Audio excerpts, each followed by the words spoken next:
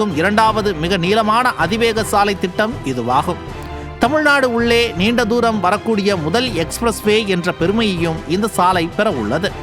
சுமார் 300 கிலோமீட்டர் நீளம் கொண்ட இந்த புதிய சாலை தற்போதைய சென்னை டு திருச்சி தேசிய நெடுஞ்சாலைக்கு மேற்கே அமைய உள்ளது.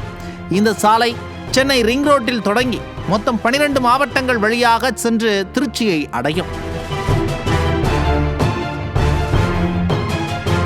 6 வழிச்சாலையில் வாகனங்கள் மணிக்கு 120 கிலோமீட்டர் வேகத்தில் சட்டப்பூர்வமாக பயணிக்க அனுமதிக்கப்படும்.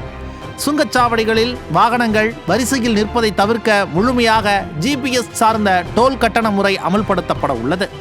மதுரை, திருநெல்வேலி, கன்னியாகுமரி உள்ளிட்ட ஒட்டுமொத்த தென் மாவட்டங்களின் பயண நேரமும் பெருமளவு குறையும். அது மட்டுமின்றி கோயம்புத்தூர், சேலம் போன்ற மேற்கு மாவட்டங்களுக்கு மக்கள் திருச்சியிலிருந்து எளிதாக பயணிக்க முடியும். பசுமை வழிச்சாலை சென்னை துறைமுகத்தை இணைக்கும் புறவழிச்சாலையுடன் இணைக்கப்படுகிறது.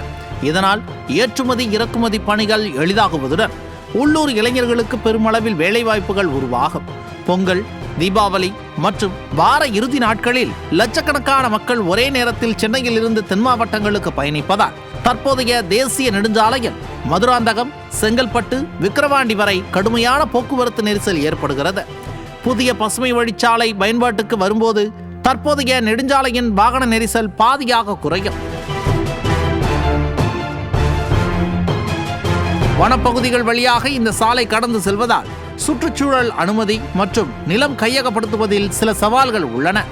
இருப்பினும் தமிழக அரசு இந்த திட்டத்தை நிறைவேற்ற ஆர்வம் காட்டுவதால் நிலம் கையகப்படுத்துவதில் பிரச்சனை இருக்காது எனவும் கூறப்படுகிறது.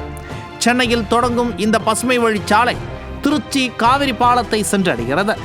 இதனால் இன்னும் சில வருடங்களில் சென்னையில் இருந்து திருச்சிக்கு 3 மணி நேரத்தில் பயணிக்கலாம். நியூஸ் ஜே செய்திகளுக்காக மாரியப்பன்.